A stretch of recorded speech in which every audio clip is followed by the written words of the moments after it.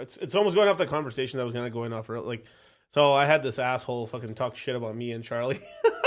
I'm not gonna say his name or whatever, man. The guy needs to stay on his meds and shit. But I mean, it was interesting because he was like bitching and moaning something about like making money in the space, right? Because it is important, right? Because like everyone comes to the crypto space to make money, Of course. right? What you're buying coins hoping the price goes up, right? Right.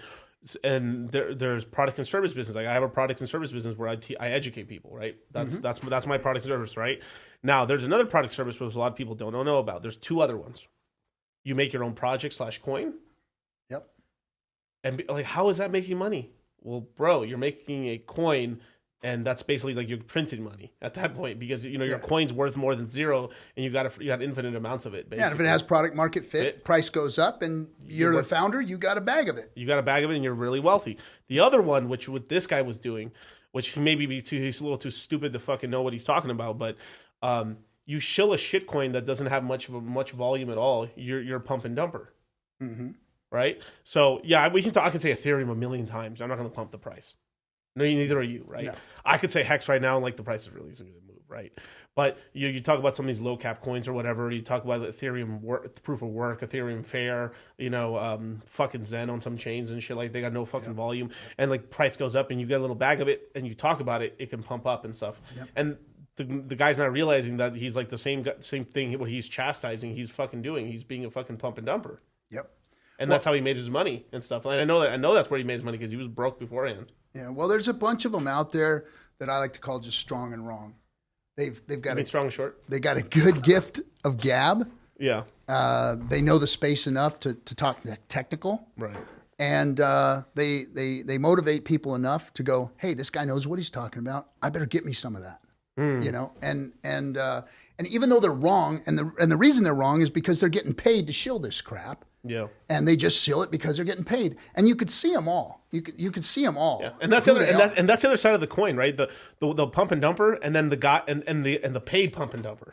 The paid pump and dumper. The paid pump and dumper and stuff. There's so many. And maybe oblivious to the dump portion of it too. That could be true. I don't want to put that on all of those guys. But they know what they're doing. They know what's about to happen. I feel like you could accidentally do it once or twice, and then by the third or fourth time, you're like, oh shit. Yeah, and they're using me to do this shit to people. Yeah, because I do know a couple people that like they were like they invited some buddies on, and the buddies started like, hey, we're talking about these coins and stuff, and they're like, yeah, man, that's cool, man. Shout out to you guys. And then they were like, oh no, these guys just use me to promote this bullshit. Got you. Yeah. Yep, that's how I see it. Strong and wrong, and they fooled a lot of people, and when you get into crypto and you make it, most people just fade off into the sunset. Right. Look, my view on this whole thing and my position on this was, kind of just one of those philosophical things where to whom much is given, much is expected. And I was blessed beyond given what I deserved. Yeah.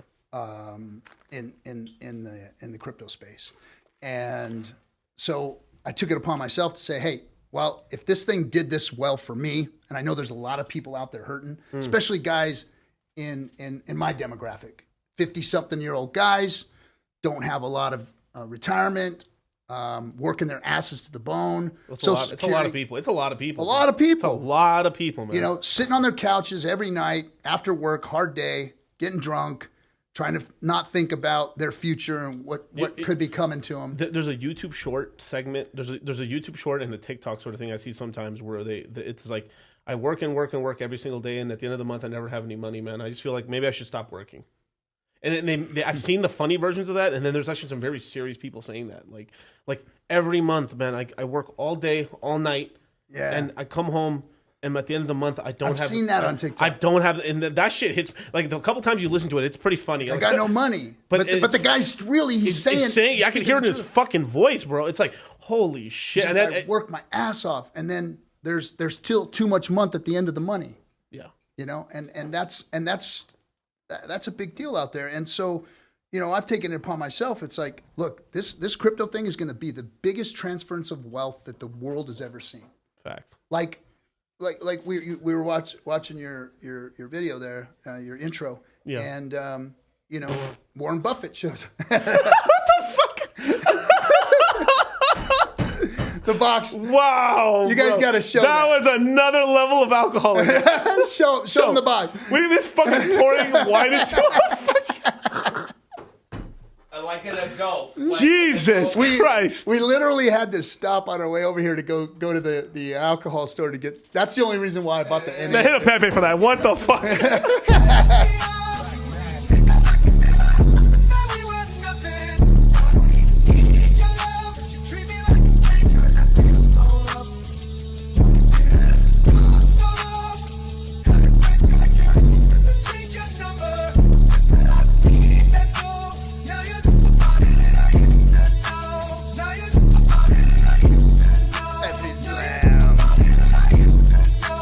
The chat's going Kool-Aid's a legend.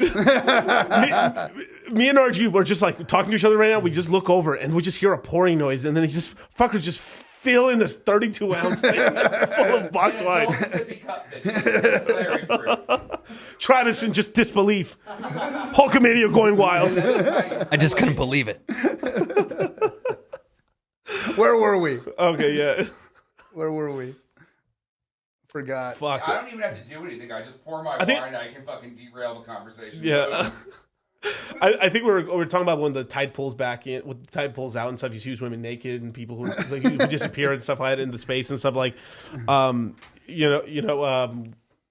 it's just this whole sort of thing where like you got to really take a look at what you're doing first before you really talk shit, And I think like and then on top of that, like there's a lot of these channels who've spurred that. I kind of made a joke the other day. I was on RH Max's stream. I think RH Max, shout out to RH Max's stream, and I was talking about there's it's kind of funny. It was like just an observation. There's always like these gang of Swedish people or people from the Netherlands or Switzerland or like one of those countries that like they come into the hex space, clean cut, everything's really good, and then they freak out, have a freak out, disappear, come back, clean cut again. And that was just a small joke because I was making a joke about some other female, but like that just tends to happen and stuff like that. And then on top of that, if you get a large group of people, right, like the Hexagon community is like the most YouTubing community of all of crypto. It really is.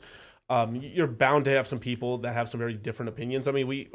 Oh yeah. Yeah. I mean, our community is mostly, I would say, libertarian right for the most part, but there is people that are kind of libertarian left. If there ever was such a thing. Yeah, there is. I mean, libertarian political labels are just freaking horrendous. I mean, because when you sit down with human beings and you have a conversation across the table from them, I hear people saying, "Oh, that fucking Republican, man, I'd never do any business with somebody like that." And then I hear, "Oh, those damn libs, man, I would never. These libs suck." And I've got friends that are Republicans and friends that are Democrats and friends that are libertarians, and they're good people.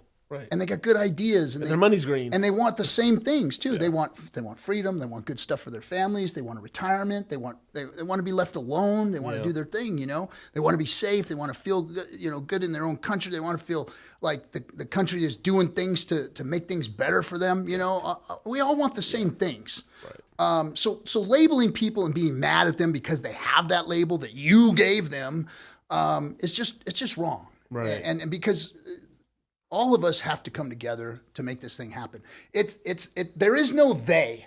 They have hidden themselves from us. They've got a mechanism in place that does all the things that they want it to do, and they just sit back and collect the money and hold on to the power. They don't have anything to do. They could care less about us. And until we get ourselves off our asses and get things done to take the power back, we're just going to have to sit here and keep bitching, whining, and complaining, I guess, and that's going to do nothing. It's going to do absolutely nothing. And we're going to have a whole generation of people that just fucking cried through the whole thing. That's what's going to happen. And it's really disappointing to me because I'm fucking tired, man. I'm 55 years old. I'm tired. It's like you guys need to pick up the reins and get this shit done.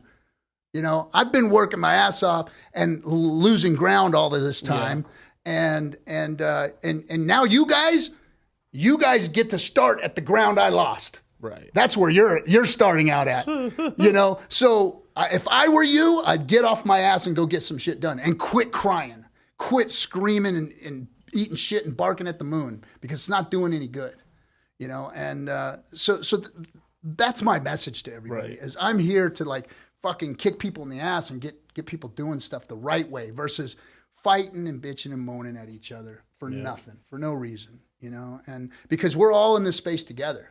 We're all trying to get the same thing accomplished. We want to fix the money, and we know crypto can do it, you know?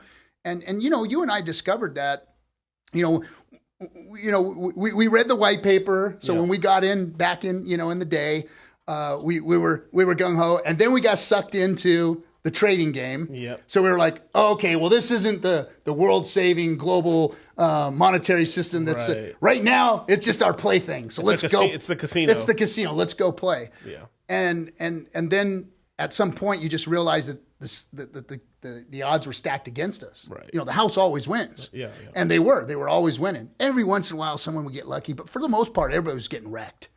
Every trader out there ended up wrecked. I mean, look at them all. All the old influencers, they had to walk away. They're all gone. They're all gone. Yeah. They all traded themselves into oblivion.